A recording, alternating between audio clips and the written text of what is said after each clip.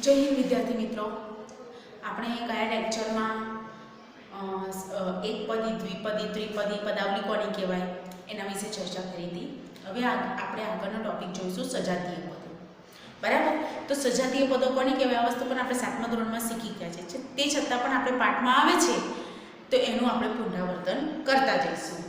સજાતીય પદો કે જે પદોમાં ચલ સમાન હોય અને સમાન ચલના ઘાતાંક પણ સરખા હોય. ચલ સમાન સરખા અને સરખા ચલના ઘાતાંક પણ સરખા, તેને શું કહેવાય? સજાતીય પદો કહેવાય. જેમ કે જુઓ, -5x² 7x². ભલે અહીંયા માઇનસ છે, ચલની સાથેના સહગુણકો સરખા હોવા જોઈએ જરૂરી નથી, માત્ર ચલ સરખા હોવા જોઈએ. અને એના ઘાતાંક હોય તો એના ઘાતાંક સરખા હોવા જોઈએ. જો અહીંયા ચલે સરખા છે અને બંનેના ઘાતાંક પણ સરખા છે. બરાબર? એટલા માટે આ બંને પદ કેવા હશે? સજાતીય પદ. એ જ રીતે અહીંયા 6xy² z અને -8xy² z. પહેલા તો આપણે ચલ જોઈ લેવાના, xyz xyz. પછી એના ઘાતાંકો જોઈ લેવાના. x ના માથે પર 1 છે તો અહીંયા પણ 1 છે, y ના માથે 2 છે તો અહીંયા પણ 2 છે, અને z 1 છે તો અહીંયા z પણ 1 છે. કેટલીક વાર એવું બનતું હોય છે કે અહીંયા xyz બંનેમાં ચલ સરખા હોય, પણ અહીંયા y² હોય તો અહીંયા z² હોય. તો એ ના ચાલે, એ સજાતીય પદો ના કહેવાય. બરાબર? એટલે આપણે એના ઘાતાંકો પણ ધ્યાનમાં રાખવા પડે. પછી છે વિજાતીય પદો. તો જે પદોમાં ચલ અસમાન હોય અથવા સમાન ચલના ઘાતાંક સરખા ન હોય. બરાબર? ચલ અસમાન હોય, એકમાં x હોય તો y હોય, a હોય તો b હોય, અથવા તો ચલ જો સમાન હોય તો એના ઘાતાંક સરખા ના હોય, તો એને શું કહેવામાં આવે છે? વિજાતીય પદો. જેમ કે 3x અને 5y. અહીંયા x છે અને અહીંયા y છે. આ બંને પદો કેવા હશે? વિજાતીય. હવે અહીંયા જો તમે x બંને સરખા છે, તમે આમ જોવા જાવ તો બંનેના સહગુણકો પણ સરખા છે. સહગુણક એટલે શું કે જે ચલ સાથે ગુણાયેલો હોય, અચળ પદ. ચલ સાથે ગુણાયેલ અચળ પદને સહગુણક કહેવામાં આવે. બરાબર? તો અહીંયા x છે, સહગુણકો સરખા છે. જો કે આમાં સહગુણક સરખા હોય જરૂરી નથી, પણ અહીંયા x વર્ગ છે, જ્યારે અહીંયા x ના માથે માત્ર એક જ ઘાત છે. એટલા માટે આ બંને પદો સજાતીય પદો કહેવાશે નહીં. જો સજાતીય ના હોય તો એ કેવા પદો કહેવાય? વિજાતીય પદો કહેવાય. બરાબર? ખ્યાલ આવી ગયો? સજાતીય અને વિજાતીય. પછી આગળ આપણે જોઈએ, પછી એના પછી પ્રયત્ન કરો છે નીચેના પદો પરથી બે સજાતીય પદો લખો. તો તમારે એનો 7xy નો સજાતીય પદ કોઈ પણ લખી શકો, 4mn² નું લખી શકો, 2l નું લખી શકો. બરાબર? તો તમારે એના સજાતીય પદો ઘરે જાતે લખવાના છે. પછી આગળ આપણે જોઈએ બૈજિક પદાવલીઓના સરવાળા બાદબાકી.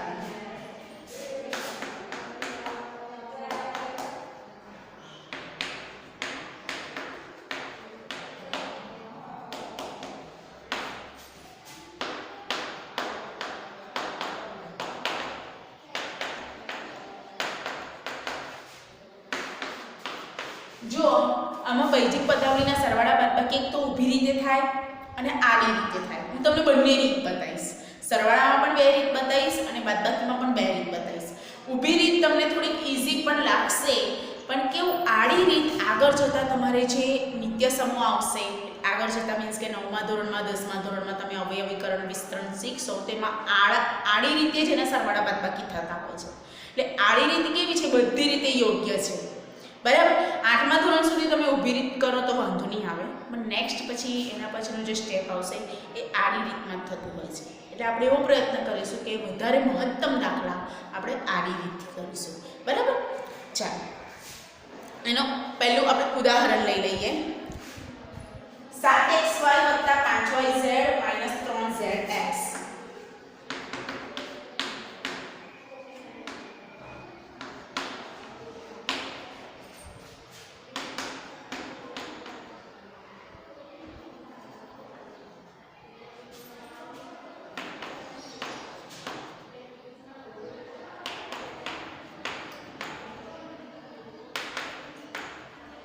અને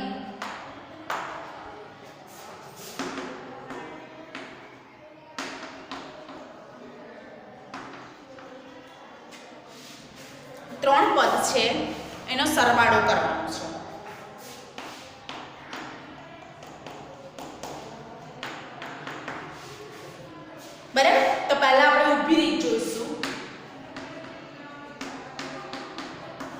પહેલું પદ આપણું છે 7xy વત્તા 5y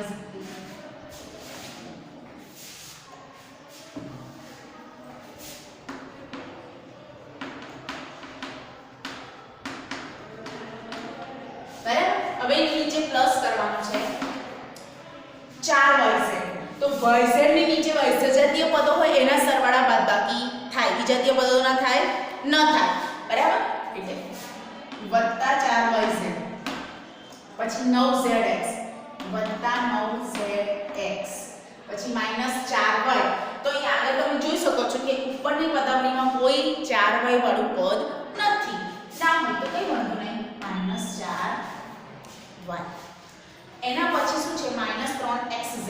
તો xz xz અહીં છે કે અહીંયા લખી શકીએ માઈનસ 3xz.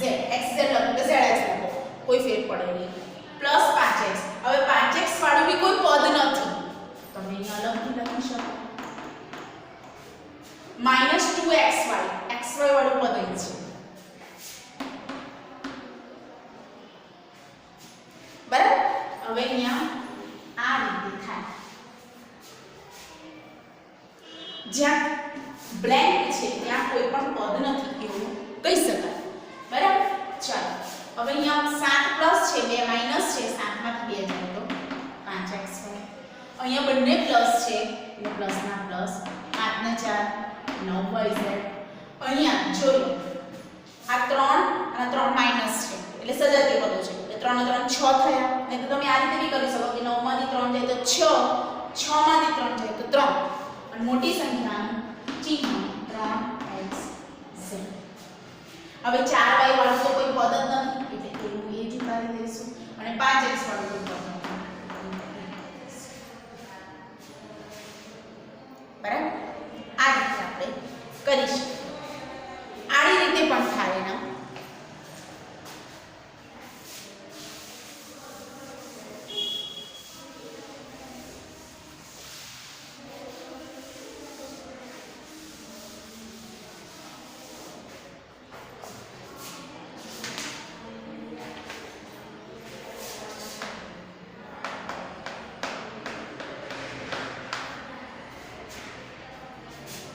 પહેલા તો આપણે એને કૌંસમાં લઈ લઈએ. 7xy plus 5yz minus 3zx plus 4yz plus 9zx minus 4y plus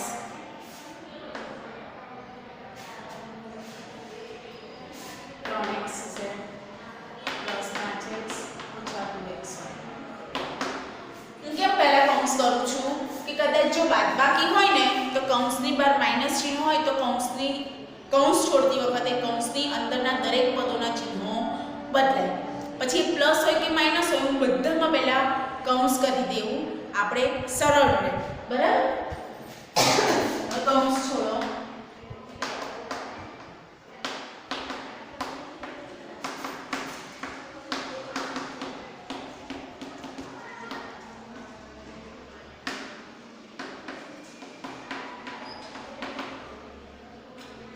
चलो सजातीय पदों આપણે સાથે લઈ લઈએ.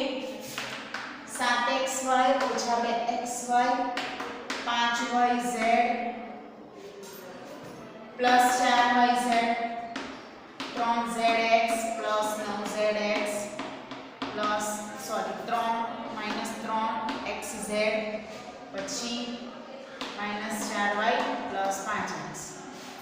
બરાબર. જો આ બંને સજાતીય, આ ત્રણેય આ બે સજાતીય, આ ત્રણેય સજાતીય અને આ બે તો અલગ જ છે. 7 માંથી 2 જાય તો 5xy 5 ને 4 9yz અહીંયા પ્લસ 3zx અને ઓછા 4y વત્તા 5x. જો થઈ ગયું સેમ. બરાબર. આ થયું સરવાળાનું ઉદાહરણ 1. હવે આપણે બાદબાકીનું જોઈએ ઉદાહરણ 2. 7x વર્ગ ઓછા 4xy વત્તા 8y વર્ગ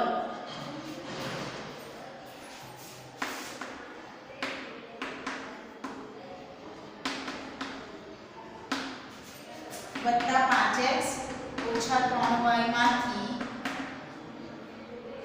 5x વર્ગ ઓછા 4y વર્ગ વત્તા 6y ઓછા 3 બાદ કરો. ચાલો થોડુંક ચેન્જ છે.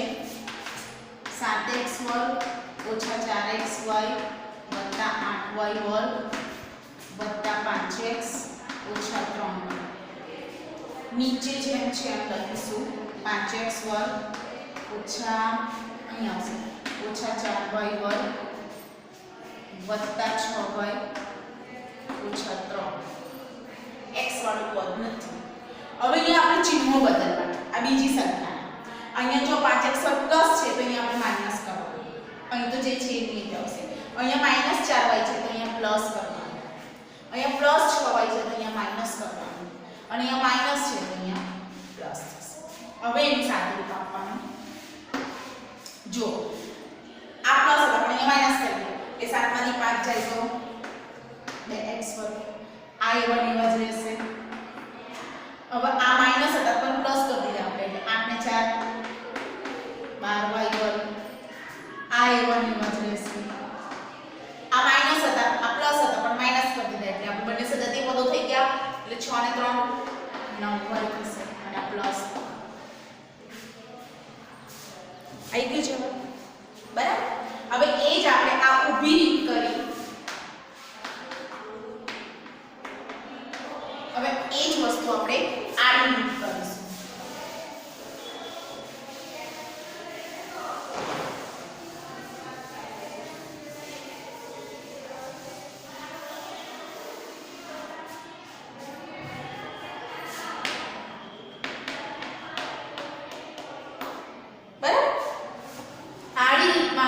જેમ આમાં પ્લસ કૌંસ કરે એમ કે આમાં પણ કૌંસ કરીશું આપણે. 7x વર્ગ ઓછા 4x વર્ગ ઓછા 8y વર્ગ પ્લસ 5x ઓછા 3y ઓછા બાદબાકી કરવાની છે એટલા 5x વર્ગ ઓછા 4y વર્ગ પ્લસ 6y ઓછા 3. હવે મેં તમને કીધું જ્યારે કૌંસ છોડવાનો હોય કૌંસની બહાર માઈનસ ચિહ્ન હોય તો કૌંસ છોડતી વખતે કૌંસની અંદરના દરેક પદોના ચિહ્નો બદલાય. બરાબર. એટલે અહીંયા 7x વર્ગ ઓછા 4xy વત્તા 8y વર્ગ વત્તા 5x ઓછા 3y. અહીંયા માઈનસ અહીં પ્લસ છે તો શું થઈ જશે minus minus minus plus minus plus minus minus minus plus. હવે સજાતીય પદો સાથે લઈ લઈએ. 7x વર્ગ તો માઈનસ 5x વર્ગ પછી ઓછા 4x વર્ગ પછી વત્તા 8y વર્ગ વત્તા 4y વત્તા 5x ઓછા 3y ઓછા 6y વત્તા 3. આ સજાતીય આ એકલું આ સજાતીય આ એકલું આ સજાતીય આ એકલું. 7 માંથી 5 જાય તો 2x વર્ગ ઓછા 4x વર્ગ 8 ને 4 12y વત્તા 5x ઓછા 9y વત્તા 3. થઈ ગયું. જોઈ લો આવી ગયું જવાબ.